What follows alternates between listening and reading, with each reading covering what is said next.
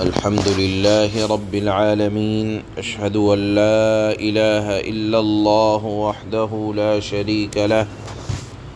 وأشهد أن سيدنا ومولانا محمدا عبده ورسوله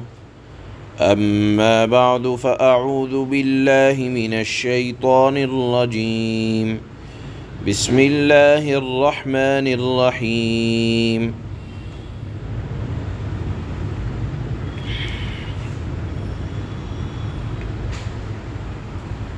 أرأيت الذي ينهى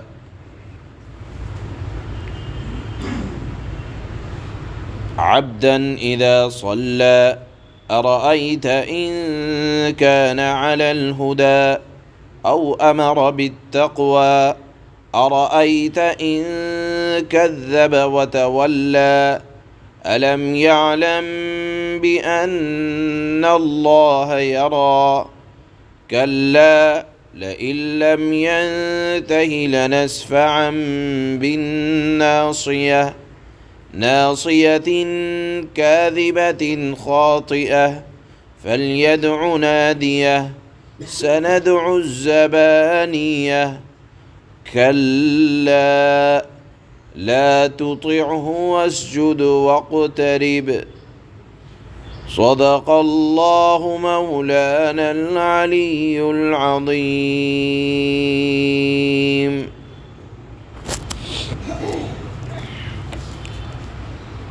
یہ آیات اگرچہ ان کا مضمون عام ہے لیکن ایک خاص واقعے کی طرف کی وجہ سے نازل ہوئیں، اور وہ واقعہ کل بیان کیا بھی گیا تھا کہ اللہ کے نبی صلی اللہ علیہ وسلم ایک مرتبہ خانہ کعبہ میں نماز پڑھ رہے تھے۔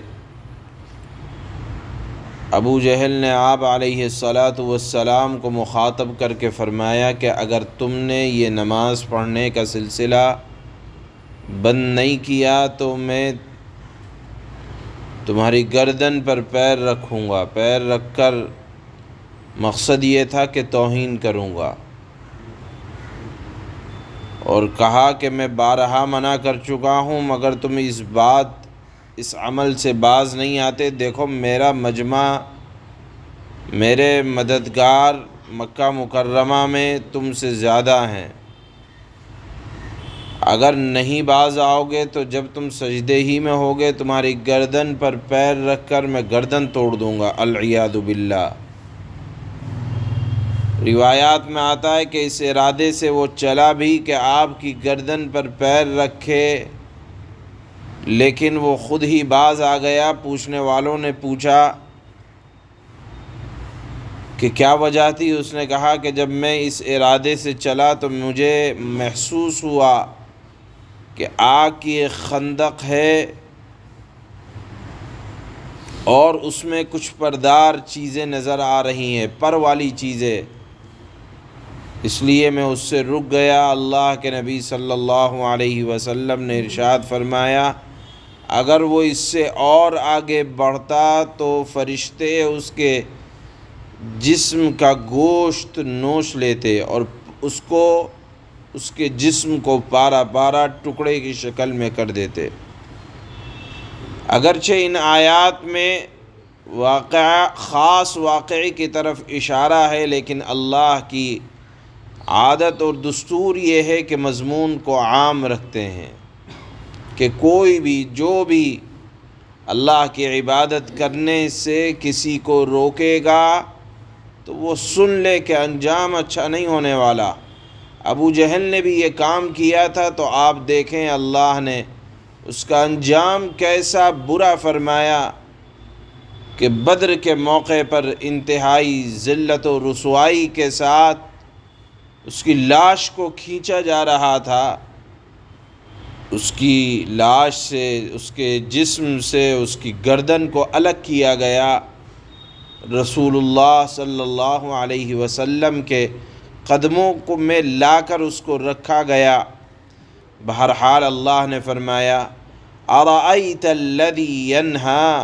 عَبْدًا اِذَا صَلَّى،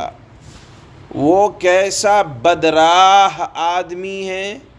جو ہمارے بندے کو نماز پڑھنے سے روکتا ہے، یعنی سرکشی تو دیکھیں، خود تو نماز پڑھتا نہیں، لیکن جو لوگ نماز پڑھتے ہیں ان کی نماز پڑھنے سے مسائل کو پیدا کرتا ہے، اور جو نماز پڑھنے والا ہے، اللہ فرماتے ہیں ارأیت ان کان علی الہدی او امر بالتقوی، اے مخاطب بھلا یہ تو بتا کہ اگر وہ بندہ ہدایت پر ہو یا تقوی کی تعلیم دیتا ہو، تو جو آدمی خود تقوی کی تعلیم دیتا ہے، ہدایت پر ہے اور نماز پڑھ رہا ہے، اگر اس کے ساتھ یہ معاملہ کیا جائے تو ایسا نہیں ہو سکتا کہ اللہ کی مدد نہ آئے۔ ارأیت ان کذب وتولی، اے مخاطب بھلا بتا، یہ تو بتلا کہ اگر وہ شخص جھٹلاتا ہو اور روگردانی کرتا ہو، یعنی عبادت سے روکنے والا وہ روگردانی کرتا ہو، جھٹلاتا ہو، تو الم یعلم بان اللہ یری، کیا پس اس شخص کو یہ خبر نہیں کہ اللہ دیکھ رہا ہے؟ کہ جس بندے کی توہین کی جا رہی ہے، جس بندے کو ستایا جا رہا ہے، وہ یہ بھی تو سوچ لے کہ عبادت اللہ کی کر رہا ہے یا عبادت اللہ کی کرنے جا رہا ہے،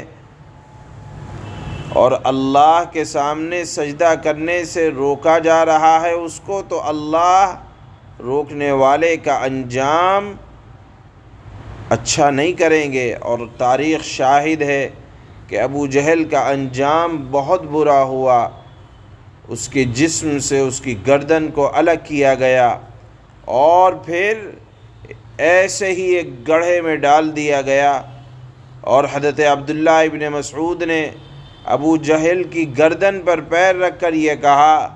کہ اے اللہ کے دشمن، تجھے اللہ نے ذلیل و رسوا کر دیا، اور پھر اس کا سر کاٹ کر اللہ کے نبی صلی اللہ علیہ وسلم کی خدمت میں لایا گیا۔ بہرحال یہ تو دنیا کا عالم ہے، اور آخرت میں اللہ رب العزت والجلال جو انجام فرمائیں گے وہ تو یہ ہوگا کہ پیشانی کے بالوں سے کھینچ کر لایا جائے گا۔ اس وقت اللہ اعلان فرمائیں گے فَلْيَدْعُ نَادِيَا، دنیا میں کہا کرتے تھے کہ ہمارا مجمع زیادہ ہے، ہماری طاقت زیادہ ہے، آج بلاؤ کہاں ہیں وہ طاقت والے؟ فَلْيَدْعُ نَادِيَا، ہم بھی دیکھیں گے کہ دنیا میں کس کو اپنی مدد کے لیے بلایا کرتے تھے۔ سَنَدْعُ الزَّبَانِيَا، اللہ نے فرمایا ہم بھی اپنی طاقت کا مظاہرہ کرتے ہوئے فرشتوں کو بلائیں گے، اور پھر وہ فرشتے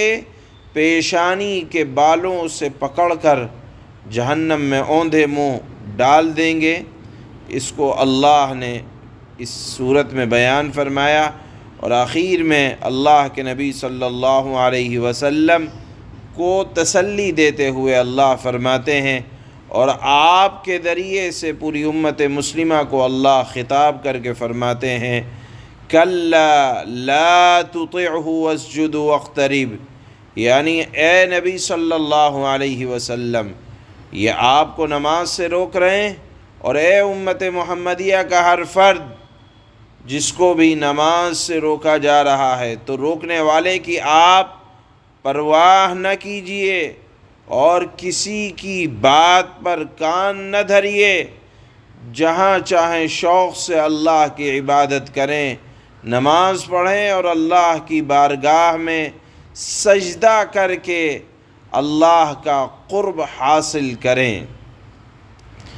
اور پھر نماز یہ مومن کی معراج ہے، اور نماز میں سب سے اہم رکن وہ اللہ کی بارگاہ میں سجدہ ہوتا ہے، اسی لیے اللہ نے غیر اللہ کے لیے سجدہ کرنے کو حرام قرار دیا، اور سجدہ کرنا صرف اور صرف یہ اللہ کے لیے ہوگا۔ یہاں یاد رکھنا چاہیے نماز سے روکنے کی جو وعیدیں آئی ہیں وہ آج بھی کوئی اگر نماز سے کسی کو روکتا ہے یا روکنے کا سبب بنتا ہے وہ ان وعیدوں میں داخل ہے۔ البتہ اگر شرعی تقاضوں کی بنیاد پر کوئی کسی کو نماز پڑھنے سے روکتا ہے تو اس کی اجازت ہے۔ آپ سمجھ رہے ہوں گے کہ شرعی تقاضا کیا ہے۔ مثال کے طور پر غصب کی ہوئی زمین میں آپ نے کسی کی زمین غصب کر لی اور وہاں چلے گئے نماز پڑھنے، تو شریعت یہ نہیں کہتی کہ کسی کی زمین میں غصب کر کے اپنے قبضے میں لا کر آپ وہاں مسجد تعمیر کریں، نہیں، ایسی جگہ مسجد تعمیر کرنے کی بھی اجازت نہیں ہے جو کسی دوسرے کی ملکیت میں ہو۔ تو غصب کر کے اگر کوئی کہیں نماز پڑھتا ہے تو حکم یہ ہے کہ وہاں نماز پڑھنے سے روکا جائے۔ اسی طرح سے اگر ایسے وقت میں نماز پڑھی جا رہی ہے جو مکروہ وقت ہے تو اس میں بھی روکا جائے گا کہ ابھی نماز نہ پڑھیں، یہ مکروہ وقت ہے۔ تو یہ وہ چیزیں ہیں جو شرعی تقاضے ہیں۔ یا اگر کوئی بے وضو نماز پڑھ رہا ہے تو اس سے کہا جائے گا کہ اگر کوئی عذر نہیں ہے تو وضو کرو، نماز پڑھو۔ بہرحال اگر کسی شرعی تقاضے کی بنیاد پر کسی کو نماز سے روکا جا رہا ہے تو وہ اس وعید کے اندر داخل نہیں ہے۔ ہاں، کوئی شرعی تقاضا نہیں ہے اور نماز سے روکا جا رہا ہے تو سمجھ لیں کہ اس کی دنیا بھی برباد ہونے والی ہے اور آخرت میں تو تباہی پکی ہے، جس طرح اللہ نے ابو جہل کا انجام برا فرمایا تھا۔ بہرحال یہ آیت سجدہ ہے۔ اللہ کے نبی صلی اللہ علیہ وسلم نے اس آیت کو پڑھ کر آپ نے سجدہ کیا تھا، اور سجدہ کرنے کا موقع اگر ہے اور تو فوراً کرنا چاہیے، اور اگر نہیں ہے تو جب بھی موقع ملے یہ آیت سجدہ ہے ضرور کریں، اور یہ قرآن کریم کی آیات سجدہ میں سے سب سے اخیر کی سجدے والی آیت ہے۔ اب یہاں سے لے کر اخیر تک قرآن کریم کی تکمیل تک جو چھوٹی چھوٹی صورتیں آ رہی ہیں اس میں اللہ نے قرآن کریم کی تعلیمات کا خلاصہ بیان فرمایا۔ چنانچہ سورہ علق کے اندر اللہ نے قرآن کریم کی تعلیمات کا جو خلاصہ بیان فرمایا اس میں سب سے اہم یہ ہے کہ دیکھو، سیکھتے رہو، علم حاصل کرتے رہو۔ یہ علم کا حاصل کیا جانا اتنی اہم چیز ہے کہ اللہ نے اپنے حبیب کو سب سے پہلی جو وحی فرمائی اور جو ارشاد فرمایا وہ تھا علم کی تعلیم، کہ علم حاصل کرتے رہو، اور اسی کے سلسلے میں اللہ نے یہ ارشاد فرمایا کہ دیکھو علم حاصل کیا جاتا ہے قلم سے، تو گویا کہ تعلیم و تعلم جو قرآن کریم کا بنیادی سبق ہے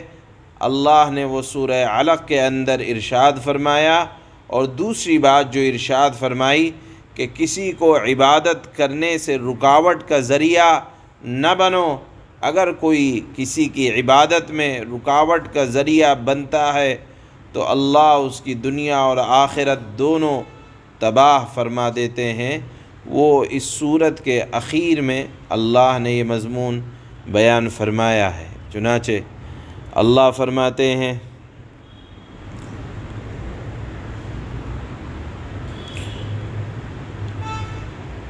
أَرَأَيْتَ الَّذِي يَنْهَى عَبْدًا إِذَا صَلَّى أَرَأَيْتَ إِن كَانَ عَلَى الْهُدَى أَوْ أَمَرَ بِالتَّقْوَى۔ اے مخاطب، کیا تم نے اس شخص کو بھی دیکھا جو ایک بندے کو منع کرتا ہے جب وہ نماز پڑھتا ہے؟ بھلا بتلاؤ تو صحیح کہ اگر وہ نماز پڑھنے والا ہدایت پر ہو یا تقوی کا حکم دیتا ہو تو کیا ایسے نماز پڑھنے والے کو روکنا گمراہی نہیں ہے؟ أَرَأَيْتَ إِن كَذَّبَ وَتَوَلَّى أَلَمْ يَعْلَمْ بِأَنَّ اللَّهَ يَرَى۔ بھلا بتلاؤ اگر وہ روکنے والا حق کو جھٹلاتا ہو اور منہ موڑتا ہو، کیا یہ اسے معلوم نہیں کہ اللہ دیکھ رہا ہے؟ كَلَّا لَئِن لَّمْ يَنتَهِ لَنَسْفَعًا بِالنَّاصِيَةِ نَاصِيَةٍ كَاذِبَةٍ خَاطِئَةٍ، ہرگز نہیں، خبردار اگر وہ یعنی عبادت سے روکنے والا باز نہ آیا تو ہم اسے پیشانی کے بال پکڑ کر گھسیٹیں گے، اس پیشانی کے بال جو جھوٹی ہے، گنہگار ہے۔ فَلْيَدْعُ نَادِيَهُ سَنَدْعُ الزَّبَانِيَةَ، اب وہ بلائیں اپنی مجلس والوں کو۔ دنیا میں کہا کرتے تھے کہ ہماری طاقت زیادہ ہے، جب اللہ گھسیٹیں گے تو ارشاد فرمائیں گے بلاؤ اپنی طاقت کو، اپنی مجلس والوں کو جن پر بڑا ناز تھا، ہم دوزخ کے فرشتوں کو بلا لیں گے۔ کَلَّا لَا تُطِعْهُ وَاسْجُدْ وَاقْتَرِب، ہرگز نہیں اس کی بات نہ مانو، یعنی عبادت کرنے والا اگر روکتا بھی ہے تو رکنا نہیں ہے، ہاں سجدہ کرو اور قریب آ جاؤ۔ سبحان اللہ۔